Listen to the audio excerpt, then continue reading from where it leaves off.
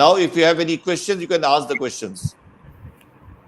Of course, sir. Sir मेरा एक छोटा सा सवाल है बेसिकली आपने जो भी बताया वो काफ़ी ट्रूथफुल है और most of the people in current environment they are aware that everyone should have a vacation or should have a break from the routine life. But मेरा क्वेश्चन थोड़ा सा डिफरेंट है.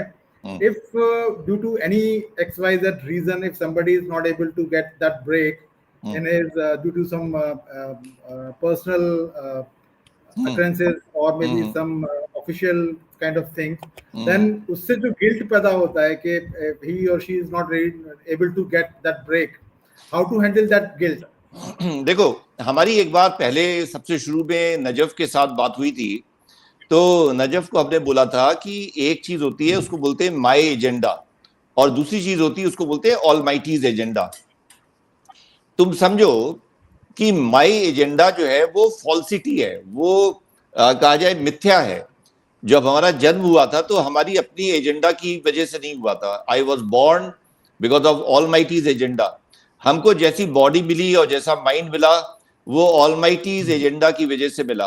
और ऐसा भी नहीं कि हमारा माइंड कोई आइंस्टीन के बराबर का माइंड हो या हमारा माइंड बिल्कुल ही 0 IQ वाला माइंड हो. हालांकि हमारी वाइफ से बात करोगे तो वो यही बताएंगी कि हमारा माइंड बिल्कुल 0 IQ वाला माइंड है. लेकिन ठीक है, जहां पर भी हमको जैसा भी भगवान ने ठीक समझा वैसा दिया और जैसी अप्रोच हमारी है जिंदगी के प्रति वो सब भगवान की दी हुई है, हमारा करा हुआ कुछ नहीं है. सो बेसिकली हमने जब ये बात शुरू में नजफ को बताई थी तो उनको थोड़ा सा अजीब भी लगा था कि अगर सब कुछ भगवान के एजेंडा से हो रहा है तो फिर हमारा रोल ही क्या है, हम कर ही क्या सकते हैं. तो हम ये कह रहे हैं कि तुमको जो भी सिचुएशन है उस सिचुएशन में अपना तुमको बेस्ट परफॉर्मेंस देनी है. तुमको ये नहीं देखना है कि वो जीवन में क्या मिला और क्या नहीं मिला. गिल्ट विल्ट ये सब बचकानी बातें होती हैं. इमोशन कोई भी आए, कोई भी इमोशन हो वो सब बचकानी बातें हैं. कोई गिल्ट के बारे में नहीं सोचना है. You have to just look at the possibilities. उस सिचुएशन में तुम्हारे सामने क्या पॉसिबिलिटीज है और जो तुमको अंदर से करने जैसा लगे. Don't ever fall in the trap of right and wrong. Right and wrong कुछ नहीं होता है, ये सब इंसान का बनाया हुआ वो है, फरेब है, और उसमें फंस के इंसान जो है वो बीमार पड़ गया है. तो राइट एंड रॉन्ग कुछ नहीं होता. तुम अपना तय करो कि तुम्हें क्या लग रहा है तुम्हारी सिचुएशन क्या अलाउ कर रही है और तुम क्या कर सकते हो. Do that only, that's all. कोई उसमें गिल्ट की जरूरत नहीं है.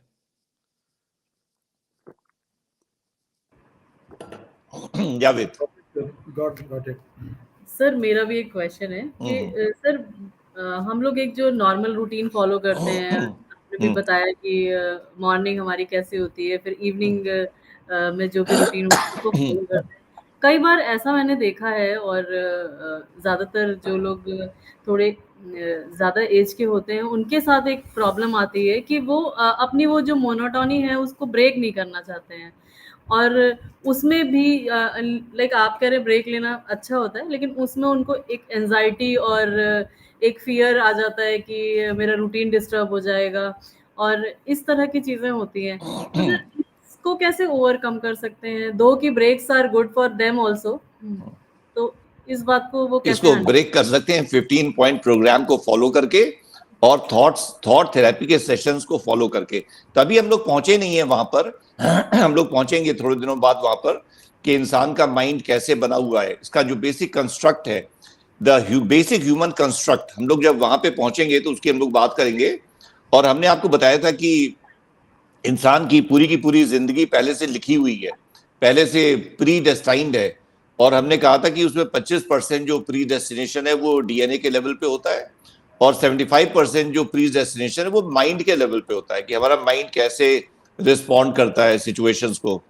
तो हम क्या कर सकते हैं? अगर हमारा माइंड एक तरीके से काम कर रहा है तो हम क्या कर सकते हैं? हमको वही बन होना होगा हमारे साथ जो हमारे साथ पहले से प्री डेस्टाइंड है.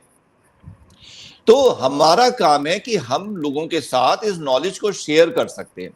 हमने आपको बताया था कि अगर हमारा प्रोग्राम 100 लोग देखेंगे तो हो सकता है 10 लोग इसके तरफ अट्रैक्ट हो, बाकी 90 लोग इसकी तरफ नहीं अट्रैक्ट होंगे. वो उनका माइंड अलग तरीके से काम करता है. और हम ये नहीं कह रहे हैं कि वो लोग गलत हैं, बिल्कुल गलत नहीं है.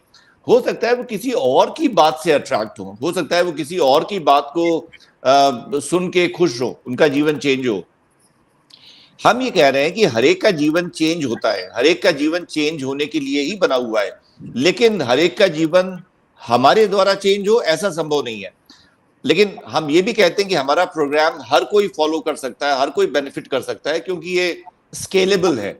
आप कहो कि साहब 15 पॉइंट में से हम ये वेकेशन वाला पॉइंट आपका नहीं फॉलो कर पा रहे, तो ठीक है, मत फॉलो करो, 14 फॉलो करो।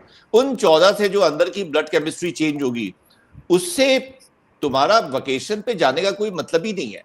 अब हम ये बात कह रहे हैं अपनी पूरी बात खत्म करने के बाद कि अगर आपका माइंड उस लेवल पे पहुंच जाता है, उस एग्जॉल्टेड कॉन्शियसनेस पे, तो आप पूरे जीवन वेकेशन में ही रहते हो। फिर कहीं जाने की कोई जरूरत ही नहीं है, फिर कोई काबा और काशी नहीं है, फिर आप जहां बैठे हुए हो वहीं पे वो आपका स्वर्गलोक है। अच्छा, एक बात है, हम आपको थोड़ी सी बताएं कहानी। गौतम बुद्ध को जब अटेनमेंट हुआ, जब उनको ज्ञान प्राप्त हुआ, तो उनको एक बार ये लगा कि अपनी वाइफ से मिलके आते हैं, क्योंकि वाइफ उनकी बहुत नाराज थी उनसे और बहुत दुखी भी थी कि वो घर छोड़ के चले गए थे, जबकि वो प्रेग्नेंट भी थी। तो जब वो उनसे मिले, उनसे खैर उनका गुस्सा सब उन्होंने देखा, और बाद में वो समझ गई कि जब बुद्ध ने कहा कि तुम किससे बात कर रही हो, तो उन्होंने कहा कि मैं तुमसे बात कर रही हूँ, अपने हस्बैंड से। तो उन्होंने कहा कि तुम देखो कायदे से, मैं वो इंसान नहीं हूँ जो घर छोड़ के गया था, आज मैं लौटा हूं, मैं दूसरा इंसान हूँ। तो उसको भी लगा, यशोधरा को, कि ये वैसा इंसान नहीं है, वो उसका तो टेम्पर बड़ी जल्दी लूज हो जाता था, और वो तो उसके बड़े अपने वो थे, शौक थे, और उसकी अपनी प्रिजुडिसेस थी, और इसके चेहरे पे तो कोई लाइन नहीं दिखाई पड़ रही स्ट्रेस की और झगड़े की। ये तो बिल्कुल ऐसा पीसफुल चेहरा तो पहले कभी नहीं देखा। तो फिर उनको समझ में आया कि ये दूसरा इंसान है, ये अलग ही इंसान है, इससे बात करना बेकार है। तो उन्होंने गौतम बुद्ध से एक बात पूछी कि क्या तुमको वहां पे जंगलों में जाके कुछ ऐसा मिला जो यहाँ पे इस महल में नहीं था? तो बुद्ध ने कहा, नहीं, ऐसा तो नहीं है, इस महल में भी है, लेकिन हमारा जो कर्म था, जो लॉ ऑफ कर्मा के हिसाब से हमको वहीं पे जाके मिलना था, हमको यहाँ पे नहीं मिल सकता था। अब हम लौट के आए हैं, now I can not miss it, now it is everywhere. So when you have your exalted consciousness, then you are in vacation always. फिर आपको ये गिल्ट की फीलिंग की कोई जरूरत नहीं है कि हम नहीं जा पाए, या जो आदमी नहीं जा रहा है तो नहीं जा रहा है, उसकी मर्जी है, तो अच्छी बात है उसके लिए। But so you keep on following and tell all the people जो भी आपके कांटेक्ट में हैं, जिनको कि आपको लगता है कि वो इन सब चीजों को नहीं फॉलो कर रहे हैं, उनसे कहो कि अपने हिसाब से इस प्रोग्राम को ऑल्टर कर ले, अपने प्रोग्राम से इस चीज को ऑल्टर। अच्छा हाँ, और हम ये बताएं आपको कि ये हमसे हमारे एक दोस्त ने पूछा, उनका नाम है डॉक्टर शम्मी कुमार कालरा, वो आगरा में प्रैक्टिस करते हैं और फिजिशियन है, वो बहुत ही गजब के आदमी है, वो बहुत ही आइडियल और एथिकल इंसान है।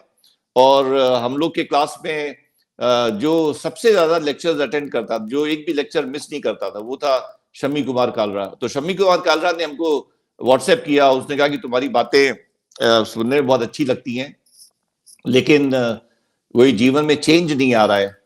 तो हमने कहा कि चेंज आएगा जब तुम बस सुनते रहो, फॉलो करते रहो। तो चेंज की जल्दी क्या है, क्यों तुम चाहते हो कि आज ही आज में सारा चेंज हो जाए? तो हम यहाँ पे इस बात को क्लैरिफाई करें, और शम्मी कुमार कालरा को भी ये जवाब हमारा मिल जाएगा कि ये वैसी बात है कि एक बच्चा 4 साल का अपने फादर से कहे, उसके फादर 40 साल के हैं, और वो बच्चा कहे कि हम कल भी इतने ही छोटे से थे और आज भी उतने ही बड़े हैं, और हम आपकी तरह लंबे और पावरफुल होना चाहते हैं, बताइए हम कैसे हो सकते हैं? उसके फादर क्या कहेंगे? वो कहेंगे, बेटा खाना खाओ, खेलो, दौड़ो, रात में अच्छी तरह सो जाओ, तुम हो जाओगे। तो बच्चा कहे, नहीं 2 दिन से तो कर रहे हैं ये सब, लेकिन आज भी वैसी के वैसे हम बने हुए हैं। तो उसका फादर क्या कहेगा? वो यही कहेगा, बेटा करते रहो, कोई फर्क नहीं है तुम में और हम में, तुम भी पहुंच जाओगे वहां पर जिस चीज के लिए तुम परेशान हो रहे हो। तो शम्मी कुमार कालरा को हम ये बताना चाहते हैं, और आप सबको भी बताना चाहते हैं, कि उस एग्जॉल्टेड कॉन्शियसनेस में पहुंचना हम लोग का सबका मतलब हम लोग की नियति है, हम लोग उसके अलावा कहीं पहुंच नहीं सकते। प्रॉब्लम यह है कि हम चाहें भी तो हम उसके अलावा कहीं पहुंच नहीं सकते, हमें वहीं पे पहुंचना है। इस पूरी लाइफ का कॉन्स्ट्रक्ट वैसे ही का वैसा है। और अगर कोई पहुंच जाता है तो वो इसलिए नहीं पहुंच जाता है कि मतलब उसने कोई बहुत बड़ा कांड कर डाला, उसने कोई ऐसा काम कर दिया जो वही कर सकता था, दूसरे कर नहीं सकते थे और वो पहुंच गया। नहीं, वो इसलिए पहुंच गया क्योंकि परमात्मा वहीं पहुंचाना चाहता है आपको। और हम अगर बोलें कि हम I am like a drop and the whole cosmos is like an ocean, तो आप बताओ ताकत किसकी ज्यादा है? ड्रॉप की ताकत ज्यादा है या ओशन की ताकत ज्यादा है? So the ocean is pulling you in that direction. तो लेकिन जब हमारे अपने प्रिजुडिसेस होते हैं, हम हर एक चीज को सही गलत में डिवाइड करते चले जाते हैं, अपना स्ट्रेस बढ़ाते चले जाते हैं।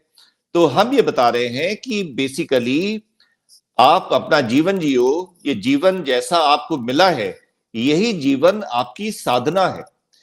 आप देखो, एक ही घर में 4 बच्चे पैदा होते हैं या 5 भाई पैदा होते हैं, आपको एग्जाम्पल समझ में आ जाएगा।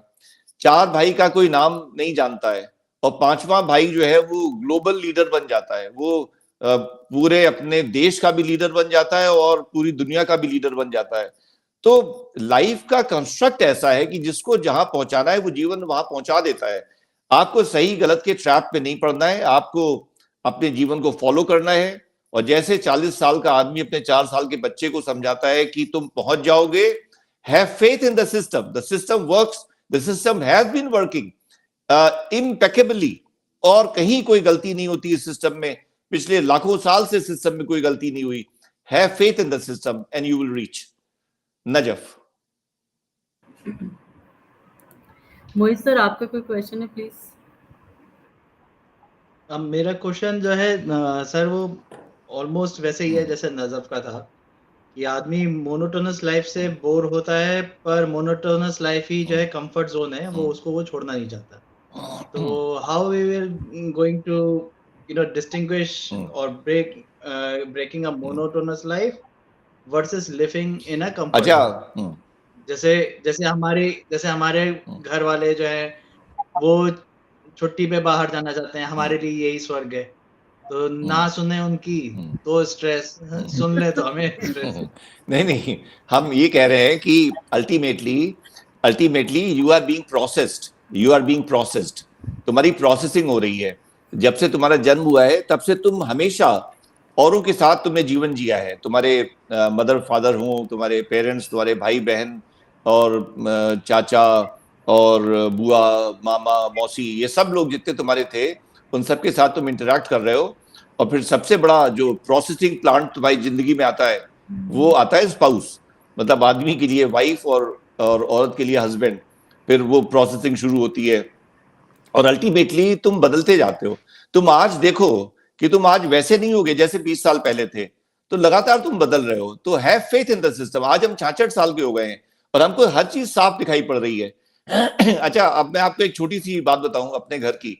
हमारी ग्रैंड डॉटर है, अभी वो 2 साल 8 महीने की है और वो हमको बहुत मतलब इम्प्रेस करती है और बहुत कुछ सिखाती है जिंदगी जीने के बारे में। और हमको बार बार जीसस क्राइस्ट के वो गोल्डन वर्ड्स याद आते हैं, that the kingdom of heaven belongs to those who become child like. अच्छा, तो क्या बात हम आपको उसके बारे में बताने जा रहे हैं कि हमारी वाइफ उसके साथ बहुत टाइम बिताती हैं। तो वो नानी है उसकी और हमारी डॉटर भी ऑफिस जाती है और बहुत काम होता है और हमारा सन इन लॉ भी बहुत बिजी रहता है। तो हमारी वाइफ उसके साथ मैक्सिमम टाइम बिताती है। तो नानी उसके लिए बहुत इंपॉर्टेंट हो गई है, वो नानी के बिना अब नहीं रह सकती है। अच्छा, हम हॉस्पिटल से लौटते हैं रात में, तो फिर हम कभी कभी जाते हैं उनके घर भी। उनका घर हमारे घर के बिल्कुल पास में ही है, 2-3 मिनट की दूरी है। तो जैसे ही हम वहां पहुंचे उसके घर, तो उसने हमसे कहा कि नाना तुम जाओ घर, हमको तुमसे कोई बात नहीं करनी। तो हमारी डॉटर ने फौरन उसको डांटा कि नहीं, नाना से ऐसे थोड़ी बोलते हैं। तो हमने अपनी डॉटर को कहा कि बोलने दो उसको, वो सच्ची बात बोल रही है। क्योंकि उसको लग रहा है कि अब नाना लौट आए हैं हॉस्पिटल से, अब नानी चली जाएंगी, क्योंकि हमको अब हमारे घर का भी मतलब इंतजाम देखना होता है, हमारे साथ हमारी मदर भी है। तो नेचुरली नाना आ गए, इसका मतलब ये नानी चली जाएंगी अब इनके साथ। तो उसने अपने मन में जो था वो बात कह दी उसने कि नाना तुम जाओ वापस, हमको तुमसे कोई बात नहीं करनी।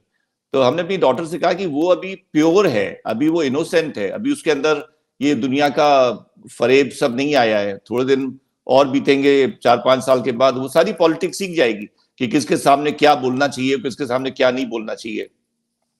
तो बेसिकली हम ये बात कह रहे हैं कि धीरे धीरे हम लोग प्रोसेस होते जाते हैं, और प्रोसेस होते होते हम लोग बहुत नकली भी बन जाते हैं अक्सर, क्योंकि हमको मालूम है कि किसके सामने क्या बोलना है, किसके सामने क्या नहीं बोलना है। लेकिन एक वक्त आएगा जब तुमको खुद अपने अंदर इंटरेस्ट जगेगा। जैसे आज की तारीख में हमारा अगर एक गोल कोई पूछो हमसे कि हमारा एक गोल क्या है जिंदगी में, तो वो है बनारस में जाके रहना। बनारस में जाके रहना क्योंकि हमने बनारस की वाइब्रेशंस फील की हुई हैं, और बनारस की वाइब्रेशंस इतनी स्ट्रांग है कि वो आपको अपना खुद से परिचय करा देंगी।